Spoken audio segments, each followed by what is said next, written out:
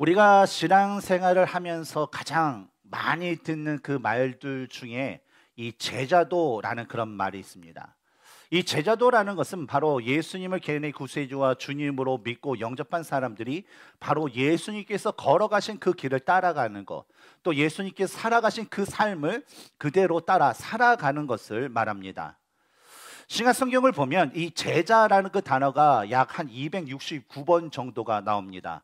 그 중에서 예수님의 제자라고 불리는 사람들을 우리는 두 부류로 분류할 수가 있어요. 하나는 일반적으로 제자들 하면 생각나는 바로 예수님의 12사도들, 12제자를 가리키고, 다른 부류는 예수님을 믿고 따르는 다른 모든 사람들을 가리켜서 바로 제자다라고 성경은 부르고 있습니다.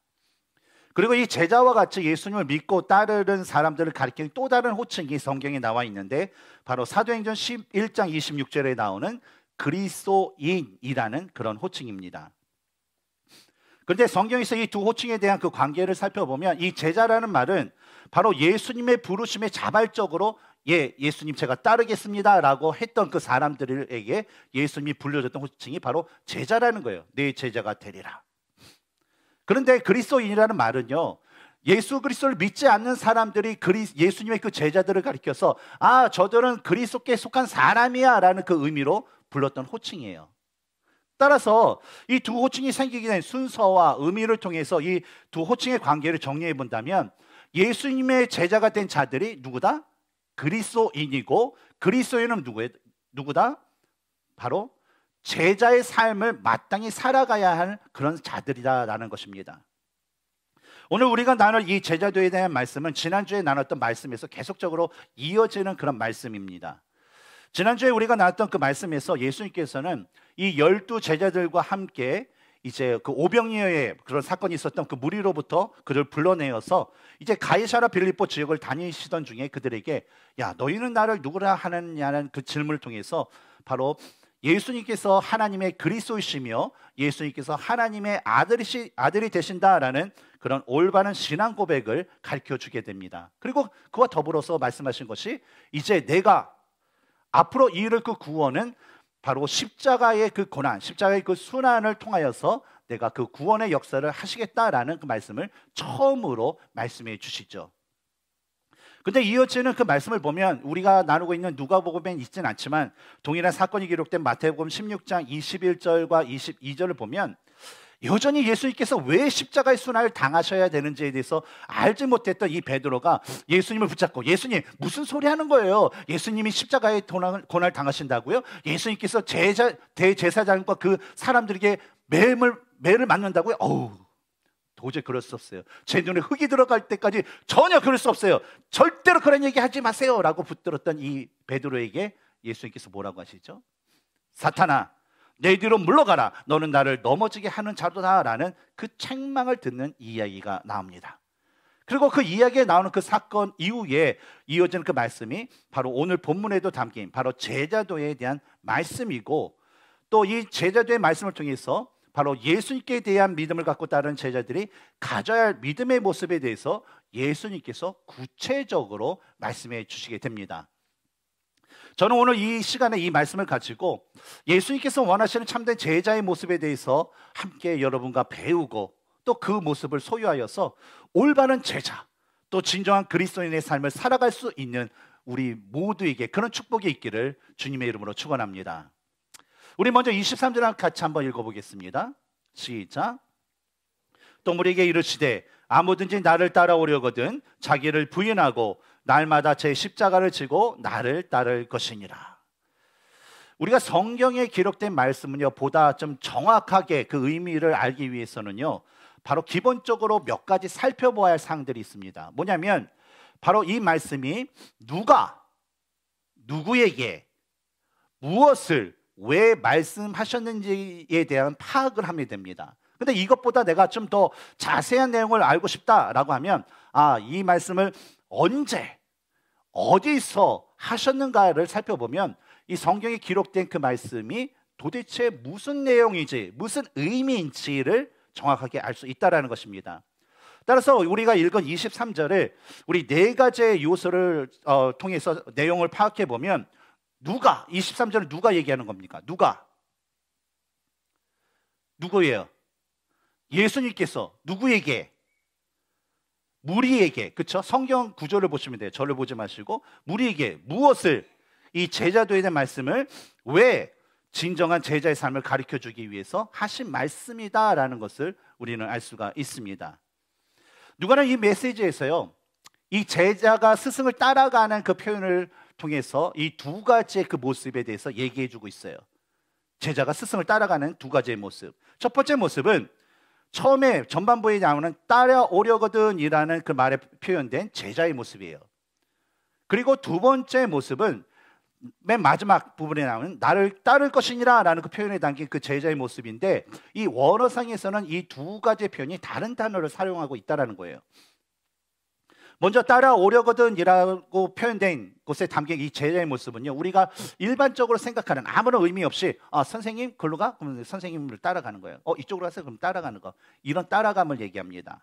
근데 두 번째 표현인 따를 것이니라 라고에 담긴 이 제자의 모습은요, 누군가에게 아주 소속되어서 굳건히 흔들림 없는 그런 상태를 얘기해요. 또 심지어는 죽어야 하는 그 상황이 생길 경우가 있을지라도 그냥 전적으로 내가 죽으면 죽으리라는 그 마음으로 따르는 그 따름을 의미합니다. 그러니까 어때요? 예수님께서 십자가를 지고 나를 따를 것이니라 라는 그 말씀은 뭐냐면, 그만큼 죽음을 각오한 그 결연의 의지가 매우 강하게 포함된 의미다라는 것입니다. 당시에 예수님을 따르는 그 무리 중에는요, 분명히 예수님께서 그리스도시고 또 예수님께서 하나님의 아들이심을 믿고 따르는 사람도 있었습니다. 하지만 대부분의 경우에는요, 그냥 개인의 어떤 필요를 채우기 위해서, 어떤 개인의 그 만족을 위해서 예수님을 따르는 사람들이 있었어요. 그리고는 자신의 열심으로 따라다니면서 얻는 그 만족감과 또 예수님에 대해 아는 그 어떤 그 믿음을 혼동하여서 그 사람들은요, 예수님이 가는 곳, 예수님이 있는 곳에 같이 있고 따라다니면서 나는 예수님의 제자예요. 나는 예수님의 제자. 나는 예수님이 사랑받는 제자예요 하면서 막 그렇게 말을 하면서 따라다녔다라는 거예요.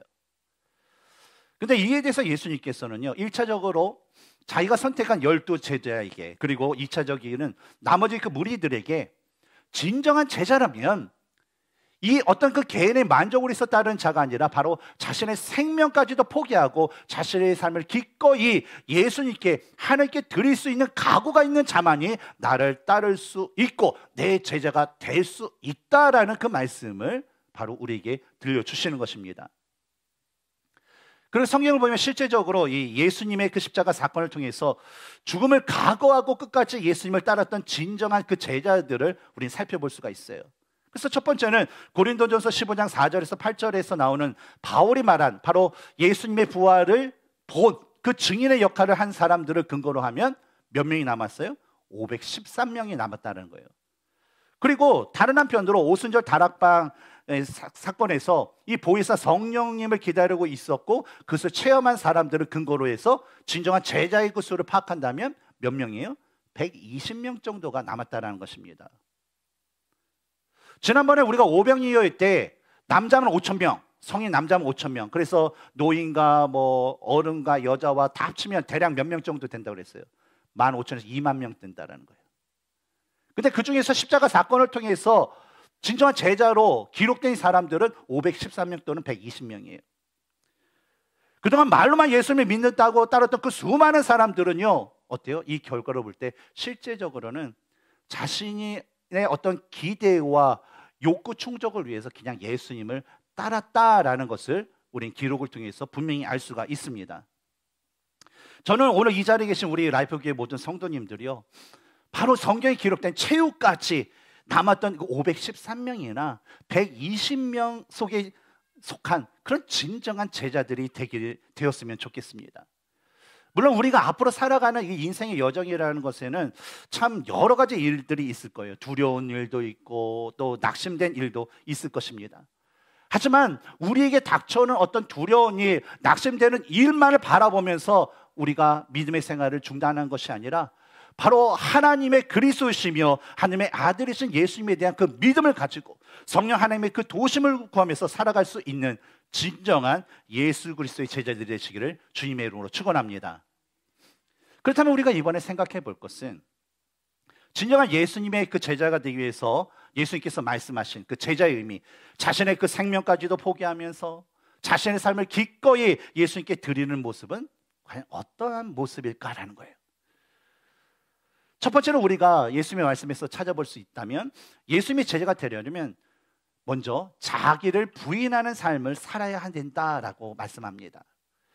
우리 23절 우리 전반부를 한번 읽겠습니다. 시작. 또 무리에게 이르시되 아무든지 나를 따라오려거든 자기를 부인하고 나를 따를 것이니라.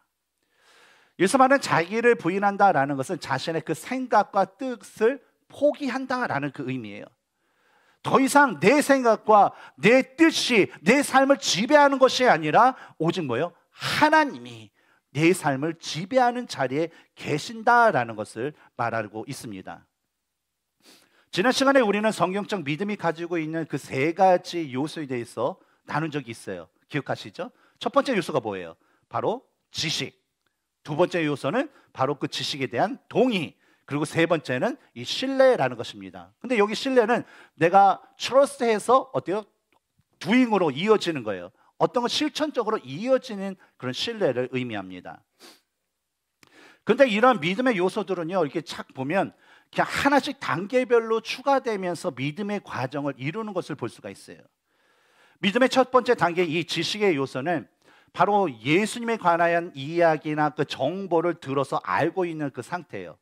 그래서 이곳에 모인 이 모든 분들은요, 예수님에 대해서 이미 아는 그 정보를 가지고 계시다라는 거예요. 그러니까 여러분들은 뭐예요? 믿음의 첫 번째 요소를 다 갖고 있다라는 거예요. 다음으로 두 번째 그 단계의 이 동의라는 그 요소는 바로 예수님께서 하나님의 아들이시며 또 예수님께서 자신의 구세주와 주님이 되신다는 그 지식에 동의하고 인정하는 것을 얘기합니다. 그래서 이 단계에서부터 사람들은 뭐라고 얘기하냐면 나는 예수님을 믿어, 나는 그리스도인이야 라는 그런 이야기를 하게 된다는 거예요. 근데 마지막 단계 이 신뢰의 요소는 예수님에 대해서 듣고 아는 그 지식이 참되다, 그래 그 정보에 내가 동의한다 라는 이 차원을 넘어서 실제적으로 이 지식과 동의를 가지고 실제적으로 예수님을 하나님의 아들과 자신의 그 구세주 주님으로 직접 섬기는 삶을 살아가는 그 믿음의 단계를 의미한다라는 거예요. 그리고 이런 세 가지 요소들을 소유한 것을 가리켜서 성경은 참다운 믿음이다 라고 얘기하고, 이러한 믿음의 세 번째 단계까지 이른 사람을 가리켜서 성경은 온전한 사람이다 라고 이야기를 합니다. 근데 안타까운 것은요, 옛날이나 오늘날이나 예수님을 믿는다고 따라다니는 그 수많은 사람들 중에는요, 두 번째 단계 이 동의 수준에 머무는 사람들이 너무나도 많다는 거예요. 왜냐하면 두 번째 단계에서 이 세 번째 단계로 넘어갈 때는요, 예수님께 대한 자기 그 부인이 반드시 있어야 하기 때문이에요. 우리가 한번 성경을 한번 보세요. 우리가 나는 누가복음의 말씀에 나오는 이 성경을 보면 예수님의 주위에는요, 진짜 수많은 사람들이 함께 있었어요. 계속 몰려요, 예수님만 계시면. 그 예수님께서 어디 가신다 그러면 어때요? 수많은 사람들이 어디를 가든지 항상 예수님을 따라다니곤 하였습니다. 하지만 대부분의 사람들은요, 자신의 그 목적을 이루고 만족을 얻기 위해서 예수님을 따랐을 뿐이지 어떤 예수님에 대한 믿음, 어떤 예수님에 대한 자기 부인이 없었기 때문에 그냥 자신의 뜻에 따라서 그냥 기분 좋으면 따라가고, 조금 이익이 안 될 것 같으면 어때요? 금방 예수님을 떠나고 포기하고 버렸던 그런 삶을 살았다라는 것입니다.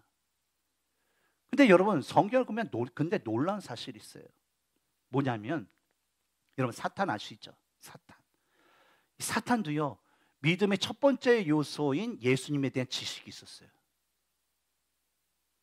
그리고요, 이 사탄이요, 이 두 번째 요소인 예수님에 대한 동의가 있었어요. 예수님이 하나님의 아들이라는 것을 사탄이 알았어요, 몰랐어요? 알았어요.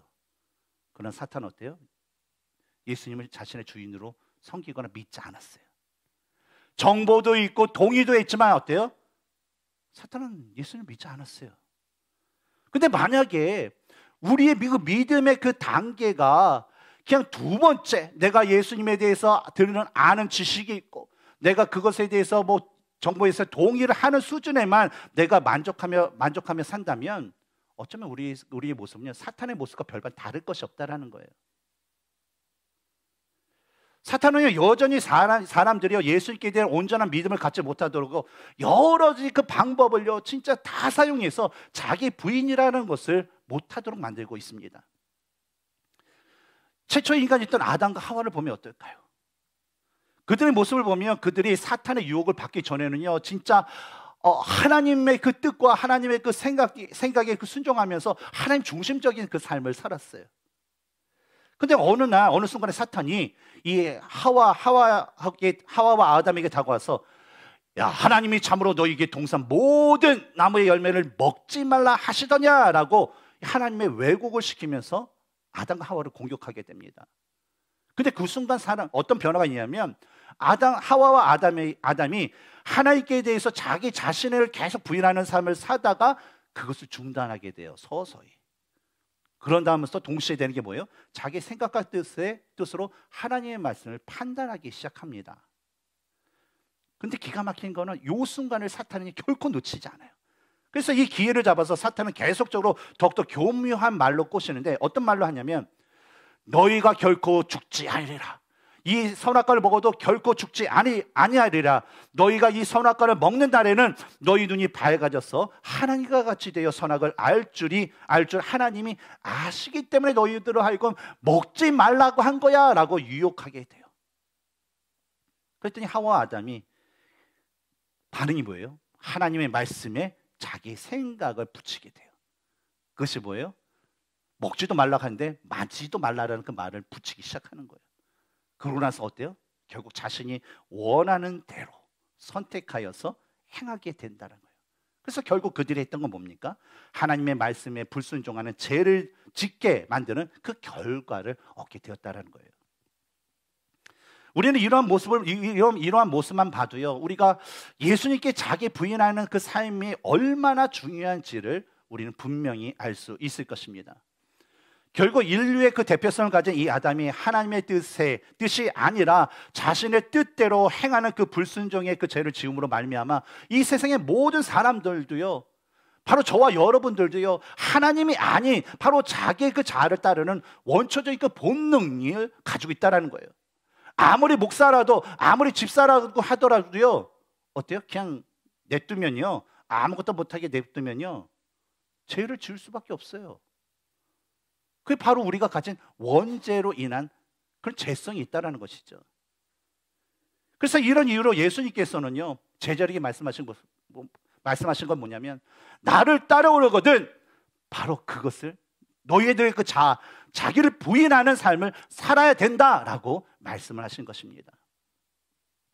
그러면 우리가 예수님을 온전히 따르기 위해서는요, 먼저 우리 안에서 계속적으로 하나님이 아니라 자꾸만 내 자신이 주인이 되라고 하는 그런 모든 그 자아를요, 그냥 포기해야 돼요.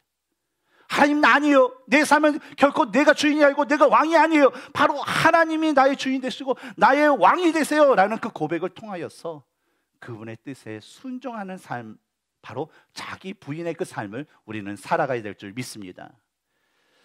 두 번째로 예수님께서 말씀하신 것, 바로 자신을 포기하고 기꺼이 모든 것들을 하나님께 헌신할 수 있는 삶을 살기 위해서는 바로 제 십자가를 지는 삶을 살아야 된다라고 말씀하고 있어요. 우리 먼저 우리 23절 후반부를 같이 읽겠습니다. 시작.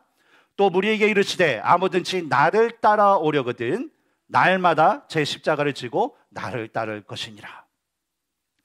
제자의 삶에 대해서 우리가 더 나누기 전에 우리는 우선적으로 예수님께서 말씀하신 이 십자가에 대한 그 의미를 한번 살펴볼 수가 있습니다. 우리는 신앙생활을 하다 때때로 자신이 겪는 어떤 고난과 어려움에 대해서 그냥 이것은 나의 십자가다라고 이야기할 때가 있어요. 뭐가 있을까요? 뭐 자녀같이 말 안 들을 때, 문제 생길 때, 내 자녀는 진짜 나의 십자가예요. 뭐 저희 부부를 봐도 뭐 저한테는 아내는 아닌데 아내가 저를 볼 때 우리 남편은 다 십자가야 막 그러면서 말 더럽게 안 들어 막 그러면서 그런 것도 있고요. 어떤 뭐 직장 생활이나 어떤 뭐 이 가정 생활에 어떤 어려움이 닥치면 이건 나의 십자가야. 또 때로는 이 관계에 문제가 있을 때 저 사람 내 십자가야 하면서 그렇게 말할 때가 있다라는 거예요. 그러나 예수님께서 말하는 이 십자가는요, 어떤 우리 개인의 잘못이나 개인의 무지로 인한 그 고난이 아니라 항상 믿음과 연결된 십자가라는 거예요. 그래서 하나님에 대한 믿음, 예수님에 대한 믿음 때문에 겪는 그런 믿음의 신앙을 가르쳐서 예수님은 뭐라고 하냐면 바로 그것이 십자가다. 우리가 짊어져야 할 십자가다라고 말씀을 하신 것입니다. 예수님께서 말씀하신 이 십자가를 진다라는 것은 바로 1세기에 이 사형 선고를 받은 그 죄수가 자신이 못 박힐 그 형틀인 십자가를 지고 형장으로 가는 그 모습을 의미합니다. 그런데 예수님께서 왜 제자들에게 제 십자가를 지고 자신을 따르라라고 말씀하셨을까에 대해서 우리는 한번 질문할 필요가 있어요. 왜 예수님 제자들에게 그런 형틀, 사형수나 하는 그 형틀을 물고 왜 형장으로 걸어가는 그런 삶을 나에게 살게 하셨을까? 예수님께서 그 십자가에 1년 가까이 이제 남은 그 기간 후에 십자가에 예수님께서 달리시게 되니까 내 제자들은 나를 따라서 십자가에 다 달려야 된다라는 그 의미로 우리로 하여금 십자가를 지라고 하신 것일까? 여러분 어떻게 생각하세요? 근데 예수님께서 말씀하신 이 십자가를 지는 삶이라는 것은 바로 이런 죽음을 우리가 맞아라는 그 뜻이 아니라는 거예요. 뭐냐면 바로 이 십자가가 주는 의미 합당한 그 십자가를 지고 살아가라라는 것입니다. 여러분 십자가는 무슨 의미가 있을까요? 십자가 우리 여기도 되게 큰 십자가 있는데 십자가는 무슨 의미가 있어요? 사형 선고를 받은 죄인에게 주어지는 형벌을 의미합니다. 그리고 죄수에게는 이 십자가는 뭐예요? 죽음을 의미한다라는 거예요. 그렇다면 뭐예요? 이 십자가의 삶을 살기는 무조건 어떤 것은 바로 사형 선고가 있어야 된다는 거예요. 죽어야만. 그리고 그것을 뭐예요? 반드시 죽여야 된다라는 그 의미가 있다는 거죠. 그러면 예수님께서 제자들에게 짊어져야 할 십자가가 있다라고 말씀하신 것을 제자들이 가지고 있는 무엇인가의 어떤 모습에 반드시 사형 선고를 내려야 하고 반드시 그 부분을 죽여야 할 부분이 있다라는 그 의미라는 거예요. 근데 이 말씀을 우리한테 한번 적용해 보세요. 우리로 하여금 지금도 나를 따르거든 제 십자가를 지고 나를 따르라 라고 말씀하셨는데 여러분의 삶 가운데 사형 선고를 내려서 죽일 부분은 뭐가 있을까요?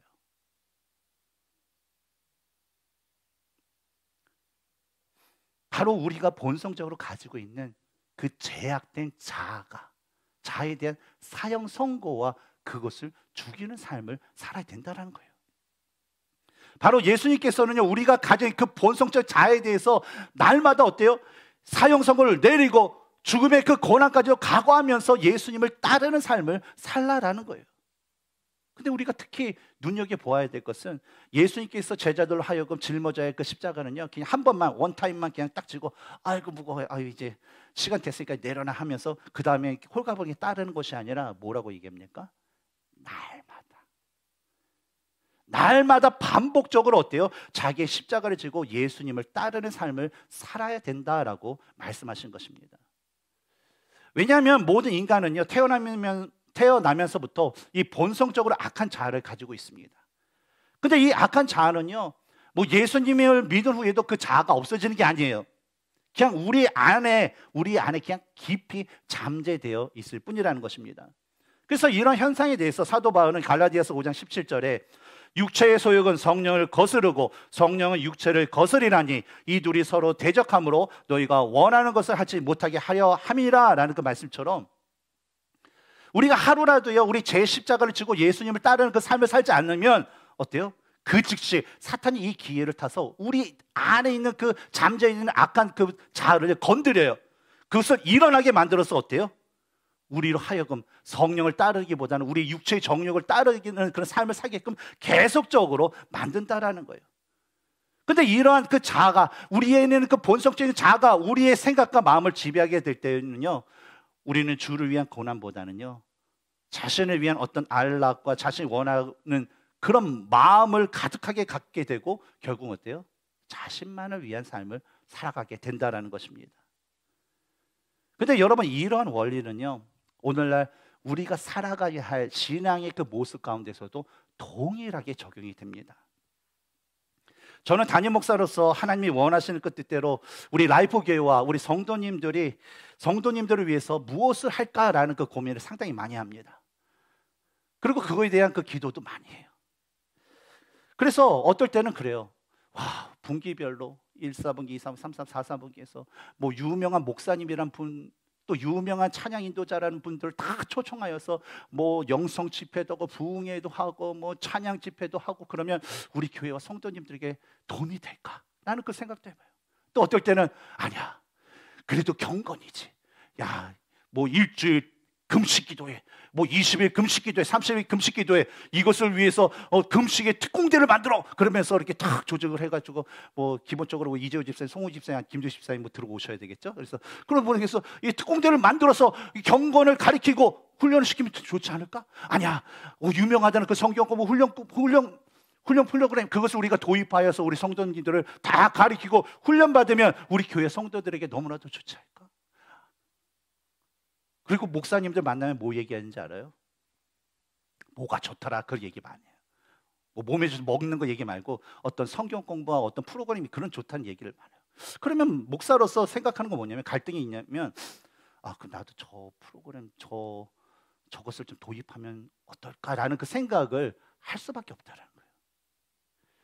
근데 저는 이러한 것에 대해서 많이 생각하고 또 하나님께 기도하면서 어느 순간에 하나님께서는요, 저에게 원하시는 이 라이프 교회 그 사역이 바로 세상 목사님들이 얘기하는 어떤 다른 교회들이 추구하는 어떤 화려한 그 사역이 아니라 바로 우리 라이프 교회에 믿음 없는 자가 와서 말씀으로 구원받아 하나님의 성도가 되고 하나님의 성도들이 더욱더 온전한 믿음을 갖게 하는 그 사역을 감당하기를 원하신다라는 것을 저는 깨닫게 되었습니다. 그리고 로마서 10장 17절에 그러므로 믿음은 들음에서 나며 들음은 그리스도의 말씀으로 말미암으리라라는 그 말씀과 에베소서 4장 12절에 이는 성도를 온전하게 하여 봉사의 일을 하게 하며 그리스도의 몸을 세우려 하심이라라는 그 말씀을 통해서 저는 확신을 하게 되었습니다. 왜냐하면요, 우리가 온전한 믿음을 소유할 때에 개인이나 교회는요, 온전한 성령 하나님의 그 통치와 하나님의 그 보살핌을 받을 수 있고요, 또한 이런 삶을 살 때에 바로 우리에게 주어진 그 복음을 감당할 수 있고, 또한 우리는 가정에서나 삶에서나 직장에서나 우리를 지으신 하나님의 그 목적대로 하나님께 찬양과 영광을 돌리면서 살아갈 수 있기 때문입니다. 그리고 이러한 사역들을 지난 5년 동안 꾸준하게 실천을 해오면서 봤던 건 뭐냐면, 바로 많은 성도님들의 모습 가운데 경건의 습관이 생기게 되었다는 거예요. 또한 스스로 성령 하나님의 그런 어떤 도우심으로 믿음으로 자라게 되는 그런 귀한 열매들은 저는 보았고 지금도 보고 있어요. 제가 성경 통독을 이제 5년 동안 하면서 참 은혜로운 그 감사의 그 고백이 있습니다. 올해도 이제 성경 통독 여러분이 이제 가시게 되면 5회 남아서 제가 이제 정리를 하고 하는데, 이 성경 통독을 하면 리스트가 딱 나옵니다. 그런데 처음부터 같이 하다가 중간에 안 하시게 되면 참 마음이 좀 이상해요. 왜냐하면 무슨 문제가 있을까, 어떤 고민이 있을까. 근데 물어보기엔 좀 애매해요. 그러면서 이렇게 지냈던 그런 세월들이 있습니다. 근데 예전에 우리가 처음 1차를 할 때에 성경 통독을 하시다가 계속 2차, 3차, 4차를 안 하신 분이 계셨었어요. 근데 올해 딱 하는데 첫 주에 보니까 딱 제출을 딱 된 거예요. 그래서 와, 갑자기 막 너무나도 기쁘더라고요. 근데 2주가 됐는데 제출이 안 돼 있어요. 3주가 됐는데 또 제출이 안 돼 있어요. 근데 딱 5주 되니까 그 날만 밀렸던 거를 딱 4주를 딱 내시고 또 그 다음 거를 가져가신 그 모습을 볼 때 제가요, 하나님께 너무 감사했어요. 가슴이 막 찡해가지고 하나님 진짜 마음에 저의 그 소원을 참 들어주시는 것 같아요 라는 그런 감사의 고백을 하게 되었습니다. 그리고 올해도 이제 새롭게 이렇게 하시는 분들이 있는데 그런 모습을 보면 하나님 감사합니다. 우리 믿음에 자라기 위해서 함께 할 수 있도록 이렇게 해주신 거 감사합니다라는 그런 하나님께 그런 감사의 고백을 드린 적이 있어요. 뭐 여러분 잘 느끼시지 못하겠지만 이 목회자로서의 그것이 세상에 그 무엇보다도 감사해요. 근데 여러분, 아무리 이런 사역이 귀하다 하더라도요, 또 이것이 또 우리에게는 십자가를 지고 사는 그런 삶과 같을 수도 있어요. 왜냐하면 지금까지 우리가 경건의 삶을 살았다면요, 말씀 읽고 뭐 큐티하고 뭐 기도하고 그런 것이 어렵지 않아요. 근데 지금까지 예수를 믿었지만 내가 그런 삶을 살지 않았는데 만약에 큐티를 하기 위해서 교회를 기도하기 위해서 10분을 내세요 라는 게 우리 생각에 10분 뭐 그 정도야 낼 수 있다고 하죠. 매일 내는 거요, 쉽지 않아요. 자신의 일상생활에 있는데 그 중에서 어때요? 내가 10분, 20분, 30분 내는 거요. 쉽지 않아요. 그리고 아주 익숙한 일들이 아니기 때문에요. 마음에 시작서부터 큰 부담이 있어요. 주여, 이 잔을 내게 치우소서. 이런 기도만 하죠. 하지만 이러한 삶에 대해서 영국의 신학자인 사무엘 루터포트라는 그 분은요, 이런 말을 했어요. 새에게 있어서는 나에게는 가장 무거운 십자가다. 하지만 그 날개가 있었기 때문에 새는 날 수 있다. 배의 그 돛은 너무나도 무겁지만 그 배는 그 돛이란 그 십자가 때문에 갈 수 있다.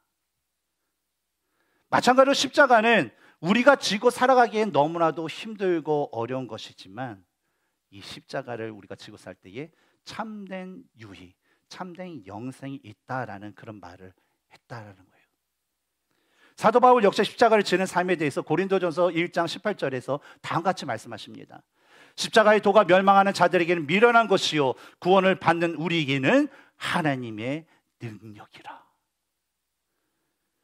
근데 여러분, 십자가를 지고 사는 것에 대해서 어떤 자신의 편의와 감정과 그 외에 여러 가지 이유로 거부한다면요, 여러분, 우리가 가진 믿음이라는 것은요 성장하지 않아요. 근데 알아야 되는 건 믿음은 정체라는 게 없어요. 성장하지 않으면 떨어지는 거예요. 근데 이 떨어지는 순간에 기가 막힌 건 사탄은 이 기회를 너무나도 잘 알아요. 그래서 그 기회를 통해서 계속 우리 안에 있는 악한 자아를 건드려요. 부추겨요. 공격을 해요. 그래서 어때요?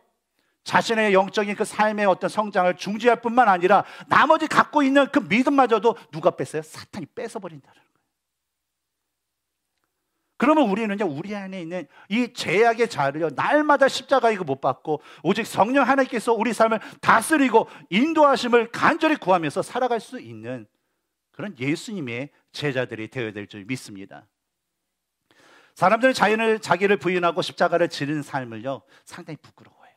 왜냐하면 이런 삶은 자신의 목숨뿐만 아니라 자기가 갖고 있는 그 모든 것을 다 결국은 잃어버리게 할 것이다 라는 그 생각이 그들 마음 가운데, 생각 가운데 가득하기 때문입니다. 그러나 이러한 생각을 가진 자들에게 예수님께서는 오늘 보면 24절에서 26절의 말씀을 통해서 다음과 같이 말씀하셨어요. 누구든지 제 목숨을 구원하고자 하면 잃을 것이요 누구든지 나를 위하여 제 목숨을 잃으면 구원하리라. 사람이 만일 온 천하를 얻고도 자기를 잃든지 빼앗기든지 하면 무엇이 유익하리요? 누구든지 나와 내 말을 부끄러워하면 인자도 자기와 아버지와 거룩한 천사들의 영광으로 올 때에 그 사람을 부끄러워하리라.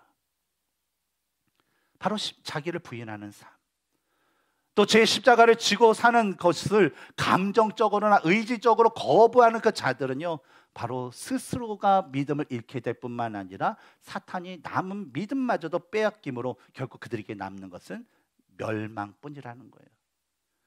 그러나 예수님의 말씀에 순종하여서 자신을 부인하고 자기 십자가를 지면서 예수님을 따르는 그런 자들에게 예수님께서는 바로 이 땅에, 너희가 이 땅에 살 동안 하나님의 나라를 경험하게 될 것이다 라고 27절에서 말씀합니다. 내가 참으로 너희에게 이르노니 여기 서 있는 사람 중에 죽기 전에 하나님의 나라를 볼 자들도 있느니라.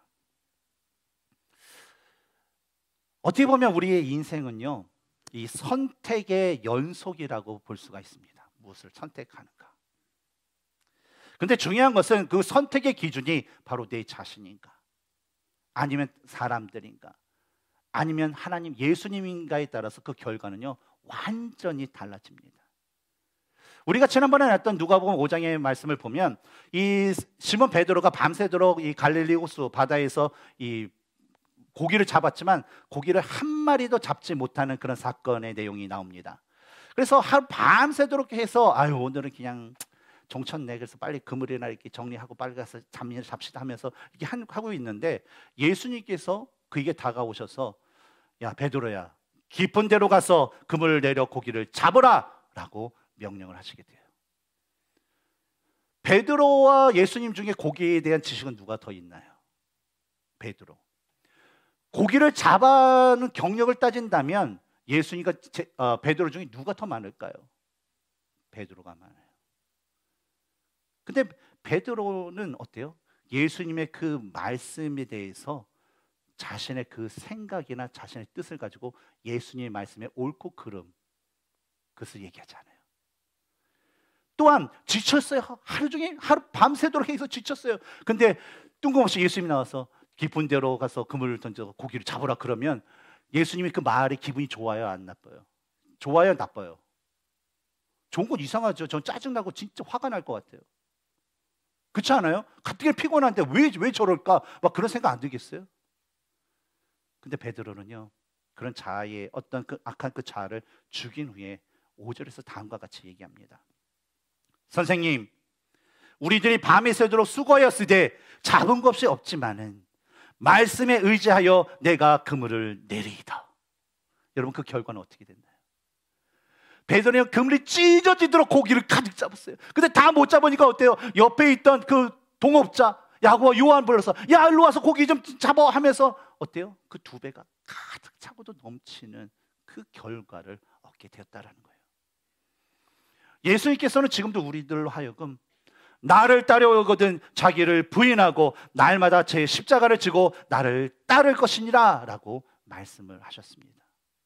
그렇다면 여러분들은 이런 예수님의 말씀에 어떠한 반응을 보이시기를 원하십니까?